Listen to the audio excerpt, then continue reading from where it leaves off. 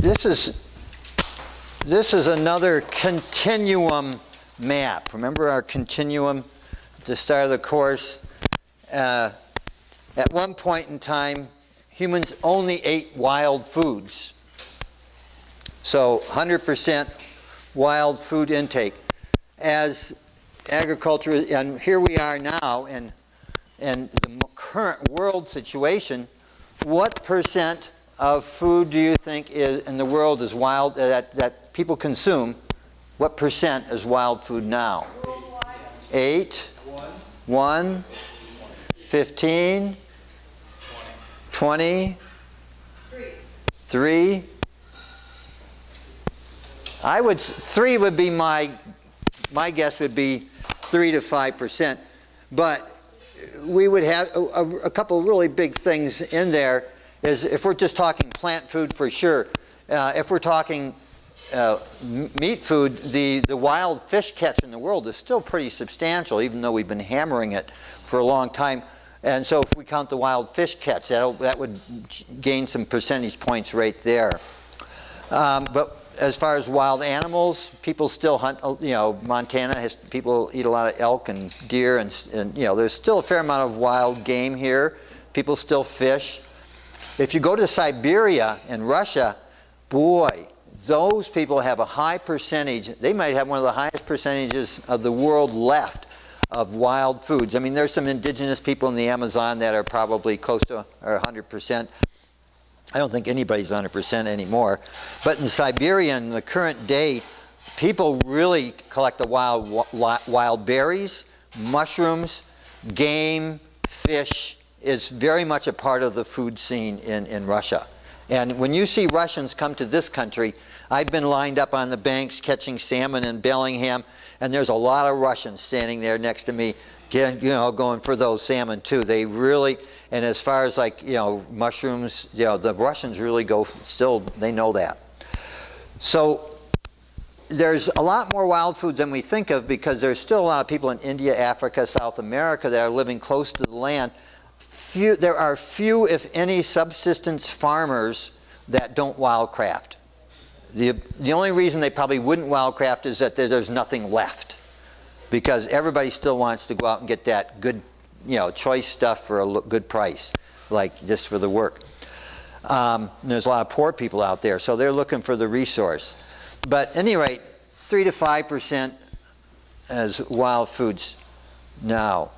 And when I think wild foods, I'm also going to think medicine here. And when I go out into the landscape and I drive down a road, or if I'm walking on a trail, but mostly I'm driving in a vehicle, I'm driving 50, 55, 60, 65 mile an hour, whatever the speed limit is, and I'm cataloging all the plants as I drive along the road. Some people, it's a little nerve-wracking, but to some people, but I am really actually noting what species are out there and the quantity of them, and is it worth stopping the car and making some money? Because it's all, to me, everywhere I go, the landscape is filled with things that I can make income from, mainly as herbs. So I'm always assessing the plant life. The other thing I'm assessing always is almost always, is what is the ecosystem, the health of the ecosystem. Is there overgrazing? Is there too many cows? Is there too much farmland? Not enough hedgerows? Is the forest treated well? What's the riparian systems look like? I'm assessing the health of the ecosystem wherever I go. The other thing I'm assessing is the social system. Who's living here? What do their houses look like? How poor? How rich? How dense is the population? What are the billboards saying? What can I tell about the social system there? Are they farming? Are they ranching? So I'm observing all this wherever I go. I just can't turn it off. It's just part of my thought pattern. So I'm always assessing the habitat where I'm at in terms of wild foods. And I was the other day, a really good thing for you to start learning to do is you go and visit all the organic farmers in your area. And I was visiting Doug and Angie Beatty just the other day in Dixon on the way here. And they said, oh, we're going over, we're going to that farm, our little farm plot here, come. I said, oh, I'll take a look. So I hopped out of the car and I walked across. Whoa, you got great dandelion. Ooh. And I said, oh yeah, we make dandelion salads and we mix it with hot potatoes. You have potatoes, and that really makes the dandelion greens, you know, they don't taste like bitter. It's sort of the heat and the potatoes. And I said, oh, my mom's recipe secret for dandelion greens was bacon fat. She would have that extra bacon fat and get it all hot, and she'd pour it over the wilted lettuce and dandelion green salad. So we exchanged things like that, and I walk around and say, wow, you have good chickweed. Oh, can I have some of the, oh, look at all the purple mustard. I'll take some to the class. Can I have some purple mustard? Oh, help yourself. It's a weed. We didn't even know it was edible. I was like, man, you got a big crop here. You could probably make $300 at the farmer's market today if you had that stuff down there. All you have to do is give them a sample and they'll buy it because it tastes good. And then I said, wow, you have, anyway, you have lamium here. But anyway, I spotted, 3 different things I could make money on in their garden that were weeds. And I could say, hey, I'll take, and they were like, oh, take all the weeds that you want. So visiting organic farms is one of the best places to do wildcrafting. I'm looking at weeds, food, and medicine. Shepherd's purse, they had shepherd's purse too, and I need shepherd's purse in large quantities. And I need dandelions in large quantities. So first of all, go to the organic farms and look. Then you have to look at what are the commons left in your area. All over the world, commons have been increasingly shut down. You've all heard the tragedy of the commons, the shutting down of the commons in Britain, where before everybody had the right to graze some animals there or to wildcraft there or to get firewood or whatever. But then over time it got locked up by more and more of the land nobility. And so the commoners got cut out of the common land. That process goes on today in the United States. I go to more and more places in the roads, and there's no trespassing signs, private property, orange paint, locked gates, barbed wire fences. And so how many places can I go and wildcraft today in the landscape? It's getting less and less and less. In fact, it's getting darn hard. So I can get permits from the Forest Service to do commercial harvesting, and they'll give me permits for some things in some places. You can harvest for your personal use, I believe still. They now have in Washington, I don't know about here, but you can only gather so much mushrooms a day, like a 1-gallon bucket, or so much huckleberries a day for your personal use. I can go to Forest Service land. State land, what's the laws on the state land? County land, what are on the county land? And so there's a lot of nature conservancy, and there's natural botanical areas. Never harvest in the wilderness, never harvest on a reservation, because they won't give you permission, so why bother, so they'll say don't. And never harvest in a state park. Those are definitely illegal. You wouldn't want to be caught doing that. So what I'm doing, and I think I've mentioned this already, I've started a new service, free for the time being. I'll come to your property and I'll walk around and I'll tell you all the species on your property. I'll give you a list of all those plants, and I'll name which ones are edible and medicinal, and then, and I'll do that for free. And I'll go a small piece of land, big piece of land. If you want me to go to Wisconsin, it's going to cost a lot of money. But if it's anywhere I'm driving anyway and I can just stop by, then there's no extra charge. As I walk around all these pieces of land, because people are starting to say, oh, come to my place. Oh, come to my place. So I have probably, some hundreds of acres of people waiting for me to do this, because I haven't started this year yet. I'll go and do those surveys, and I'll say, oh, you have a lot of St. John's wort on your place. It's a non-native plant. Don't you want to? I'll help control it for you. I'll come here and pick their blossoms. They'll make less seeds. And they'll say, oh, yeah. And they'll probably say, yeah, sure. Or can I come and dig up your burdock? Or can I come and sustainably wildcraft this or that or the other thing? So I'm trying to get a whole bunch of private landowners that will let me have wildcrafting rights. I generally pay them 10 cents on the dollar. For industry, the standard is 5 cents on the dollar. If I go to Plum Creek Timber Company and I say, I want to wildcraft Nickaниck or Oregon grape berries or Pipsissewa on your properties, and they say, well, yeah, you got your ducks in a row, you're a business, you got insurance, and our deal is 5 cents on the dollar. That's the industry standard. But on private landowners, I want to be a little bit nicer to them. I'm trying to get my way in there, so I give them 10 cents on the dollar. So I get 90 cents and they get 10 of the gross sales. If I go and pick $500 worth of St. John's wort that day, I'll give them 50. And I can usually pick $500 worth of St. John's wort a day. And I picked $500 worth of arnica flowers before lunch once. I felt good that day. Oh, yeah. Got up early, and boy, couldn't bend over at the end of it. So, I gotta stop. Can't bend anymore. So, a lot of bending picking those flowers. So you're out there finding out where you can go in the common land, get permissions for, get permits for. And I'm using that medicine that I gather for myself, my friends. As you see, I share it. I barter with it to get income and for other things, and then I sell the herbs themselves. And I think one of the things that most satisfies me about this job is that everywhere I go, the plants are my friends. I know their names. It's like I know their nicknames, like Hopness, nickname for groundnut, but I know its real family name is Apios virginiana, is it? Apios tuberosa.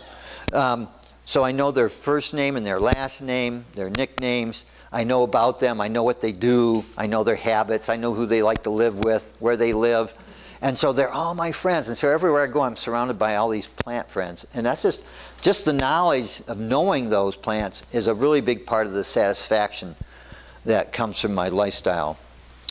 And I have to learn how to, and so over time when I live in an area, I get a route. I have a list of plants. There's a list in my wildcrafting of what the phenology of wildcrafting. I start out in the spring by digging burdock root. Well, actually, I can't even dig burdock root first. It's lomatium root first, and then burdock root, and then dandelion root, and then as the summer goes on, as the season goes on, I have a whole list of, oh gosh, I see, I better hurry up. I better make sure I get the St. John's wort before it's too late, because now's my window of opportunity.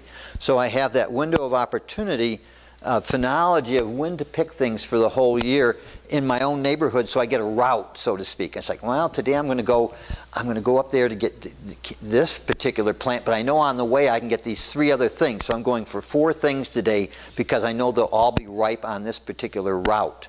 So you learn your routes over time. That's a part of the phenology that the native peoples were excellent at. They said, oh my God, look at this particular thing's happening. It means the salmon are running over there now. Time to get over there. And if with the raspberries bloom in my yard in Chelan, it's time to go up to the 6,000-foot pass to harvest the seeds of Lewisia tweedii. Right, especially if things far away that you want to get. When are the huckleberries ripe in your patch on that elevation and exposure on that particular mountain? But mind you that, yeah, if I'm going for huckleberries, they're going to start at lower elevations on a slow south slope way earlier than on a north slope at a higher elevation. So your windows of opportunity, the further that you can drive in a sense, the more your windows of opportunity come, because I can go and harvest Devil's Club at low elevations and then at high elevations for 3 months, for 3 whole months.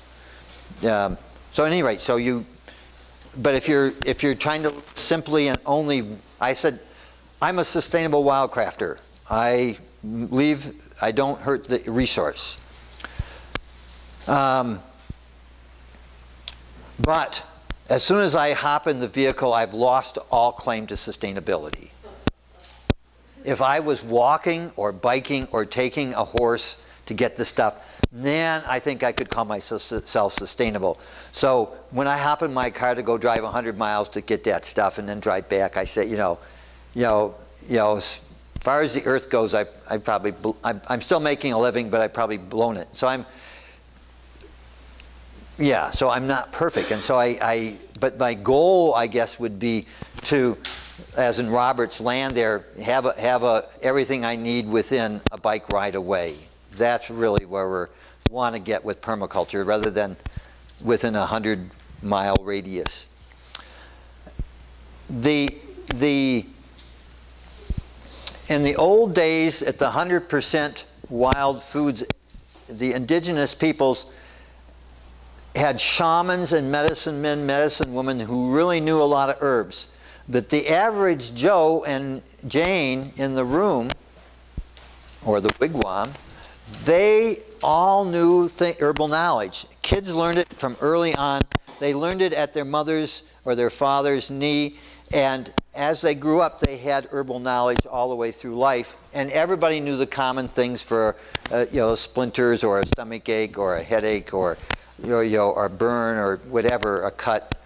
But the medicine men, the shaman people, they knew hundreds of herbs. So maybe everybody usually knew 20 or 30. They would know hundreds, and they were the real specialists. If someone came down with cancer, badly broken legs or whatever, they had special tools, special knowledge at their disposal with the herbs. And today we're trying to and then we lost that. We came, we could make another continuum here. Actually, I had two continuums. One is that the healthiness of the human race, people are tough and they're healthy because they're eating a really nutrient-rich paleo diet. But as we go towards where we are today, the average diet in the world is really deficient in minerals, nutrients, blah, blah, blah, and there's a lot of toxins in it. And there's a lot of stresses of civilization, and and so now we have a lot of sickness. So as we've gone away from wild food, so what I'm going to end with, in a sense, the parting message is that we need to reverse this trend, and we aren't going to go back all the way here, but permaculture creates wildcrafting systems, so maybe we can end up somewhere in this area, this much wild, maybe we're going to be at 80, 70, 90% wild foods, and the rest of, the amount of food that we're growing in agricultural systems is going to be relatively limited. That's where we want to go. So on there's one more here. All the medicine at this stage of the game, of the continuum, was herbal medicine and some spirit medicine, but it wasn't. But as we go this way, it becomes more modernized. You invent pharmaceuticals, you invent X-ray and radiation machines, hospitals, and now the percentage of medicine that's herbal versus what's industrial medicine is very highly industrial. But lately, the herbs come back, and as we know, more and more people are interested in herbs today. So what we're trying to do with things like the Montana herb gathering is we're trying to educate the people again, so people know 10, 20, 30 herbs. And now we have the herbalists like Susan Weed and Rosemary Gladstar and David Hoffman and Elaine Sheff here in town, the herbalists that know hundreds of herbs and are real specialists. So we're recreating new shamans and new knowledge. So we're swinging the pendulum, or swinging back to this end of the continuum as we go into more herbalism, away from industrial medicine, more wild foods, and so we're heading back here. And so that's part of my talk today is also the shaman part of it, or the spirit part of it, as we go further into scientific materialism. There's not much room for spirit. Back in this time, spirit was alive, and people talked to the land, they talked to the animals, they talked to the clouds, they talked to the rocks. There was communication between all the humans. Were not like on top of the totem pole. They were sharing the world and in conversation with the world. And as we've gone this way, the world has just become objects for exploitation, and we're the only smart creatures in the world, and we stop talking to them. So when I go out there to wildcraft, I talk to those plants, I sing to them, I make offerings to them, I'm in relationship with them, and we talk back and forth, and I'm reestablishing the connection with the world again around me. And so that's part of that shift, I think, is, all those things are happening in this shift that we're part of. I have to be very careful in my language in talking to the public about, I don't want to be accused of prescribing medicine without a license. because they hang you for that. It's punishable by death. Is that right? No, I think it's not that bad. Essential oil production is, you can do it on a very small scale in your kitchen with just a couple pots and bowls, but your production is so little that you can scale up to the $1,000 countertop essential oil distillation unit, and you can be producing teaspoons at a time, or you could scale up to the $10,000 kind of equipment, and then you could be producing quarts at a time. So you, pardon? Land use, how much land it takes? I lived on a farm with an essential oil distillery, so I had a lot of first-hand experience.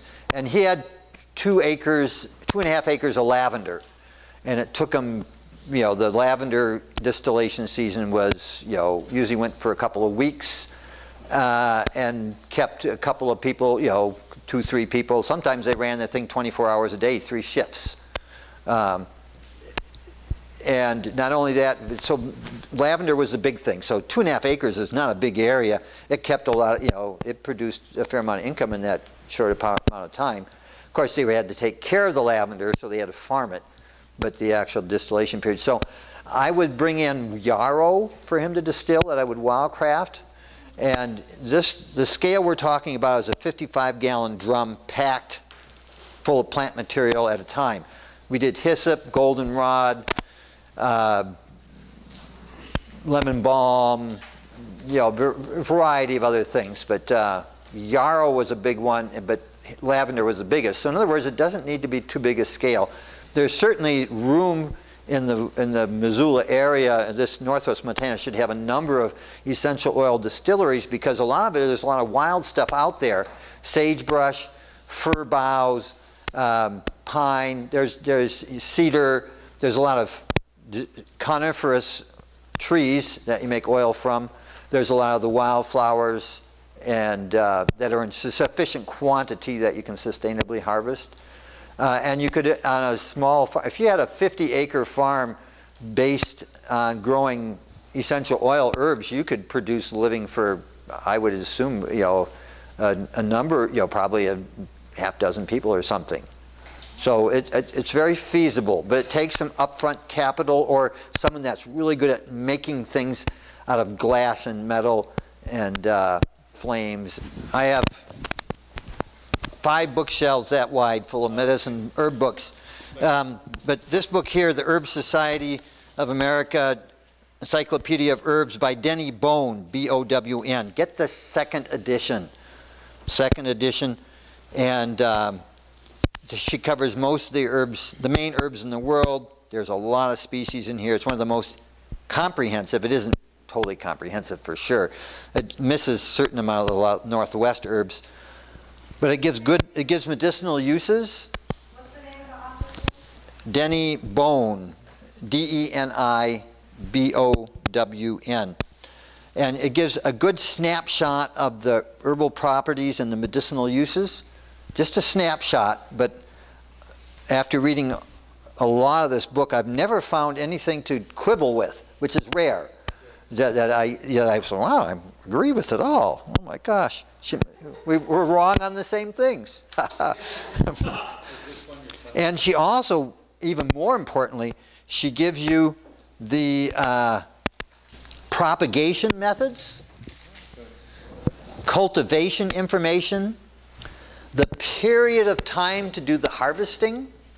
That information is not easy to find. You can find tons of books that'll tell you that dandelion is good for your liver, but you ain't going to find many things that tell you exactly at what stage to pick it, how to propagate it, and how to cultivate it. So this is, again, it's just a snapshot, but I use this book more than any other herb book when I'm doing research. The Encyclopedia of Herbs and Their Uses. All these herb books are scientific literature in my eye. And scientists think they have the corner on the knowledge, but that ain't so. In fact, I can find lots of problems with scientific literature. That's not very holistic or integrated or interdisciplinary, but or much heart sometimes. So anyway, yes, there's so many sources of herbal medicine, and so you should, if you're going to get interested, you should seek widely and read much and talk and listen a lot and go to the Montana Herb Gathering and other herb conferences and just hang out with herbalists and gradually practice. A lot of scientists are owned by big corporations, and they will say what the big corporations want them to say. So in one year, St. John's wort is all the rage and it's great stuff, and the scientists say, ah yes, stamp of approval, yeah, it works. And then a couple of years later, it's like, oh well, no, it doesn't work anymore, sorry, you shouldn't use that stuff. It's now been proven false. You know, the truth is, the scientists say it isn't useful now. So scientists, you know, they waffle depending on who's paying the bills. And so so reading the scientific literature is setting yourself up for misinformation. Not that some of it isn't good and I don't read it, but particularly when it comes to herbal medicine, I'm going to trust the herbalists way before I trust the scientists that don't use them. I trust the clinical herbalists more than anyone else. A clinical herbalist that's used it for hundreds of patients over many years and seen the results and honed their skills is really who I want to listen to. Journalists are for hire too, and most of them are also beholden to big industry, so you really don't want to trust journalists too much for your solid information. It's good to read them though. What you're talking about is the debate between standardized extracts versus whole plant. And the standardized, oftentimes you take one component. Let's say Pacific Yew is one of the major, most useful medicines in this area. Pacific Yew, they have taken something that you can eat, and they've synthesized out and taken out one particular or a couple of their constituents and now made it a poison. And now they give it to cancer patients, but it's very poisonous and toxic. Whereas the cancer patient could be taking the whole plant extract and it wouldn't be toxic to them. So there's a case where they've taken a good herb and turned it into a poison. And so a lot of standardized extracts, not all of them, but some of them, they've concentrated and they've taken out the buffering elements or the synergistic elements that make them work really good. So standardized extracts is definitely going down the wrong road, in my opinion, and a lot of herbalist opinion. This big industry like standardized extracts, because you can't do it in your backyard. You need to send it to a big factory owned by a big corporation who then controls the corporate chain, and then you can buy the stuff and the money goes to the corporations. So they like standardized extracts. So that's one of the reasons. There's many herbs are now illegal in Europe, and more they've talked about that a lot in this country. So there's been periodic pushes by the pharmaceutical and regulatory agencies to outlaw herbalism as much as possible, and they've always been pushed back. So far, the consumer and the people have stood up and said, no, we want our herbal medicine. And so we really hope, there's no doubt that herbal medicine is on the upswing, and that's what people want. And so, so there is competition, and we're being, we're being attacked, but it's hard to attack us frontally, so to speak.